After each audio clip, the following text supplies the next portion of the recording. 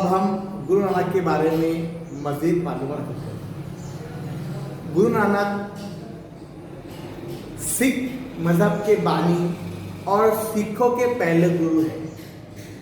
بھکتی تحریک میں ان کی کوششیں قابل ذکر ہیں۔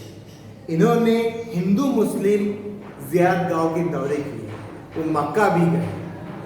انہوں نے لوگوں کے ساتھ محبت سے پیش آنا جیسی تعلیمات دی، ہندو مسلم اتحاد اور اچھے اخلاق عادات پر زور دیا۔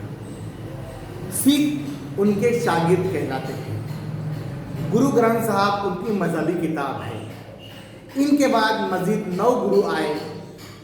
گرو گوبند سنگھ 10ویں گرو ہیں۔ ان کے بعد گرو گوبند سنگھ کی ہدایت کے مطابق سکھوں نے گرو گرنتھ صاحب جو کہ ان کی مذہبی کتاب تھی اسی کو ہی اپنا گرو قبول کر لیا۔ اس کے بعد صوفی فرقہ مسلمانوں کا فرقہ تھا، جس میں ان کا کہنا تھا کہ خدا اپنی مخلوق سے محبت کرتا ہے۔ صوفی کرام کا عقیدہ تھا کہ محبت اور عبادت کے ذریعے ہی یا اس کی راہ پہ چل کے ہی خدا تک پہنچا جا سکتا ہے۔ مخلوق کے ساتھ محبت سے پیش آنا، مراقبہ کرنا یعنی خدا اور اس کی بنائی چیزوں پر غور و خوض کرنا، سادہ زندگی بسر کرنا، یہ سب ان کی تعلیمات تھی۔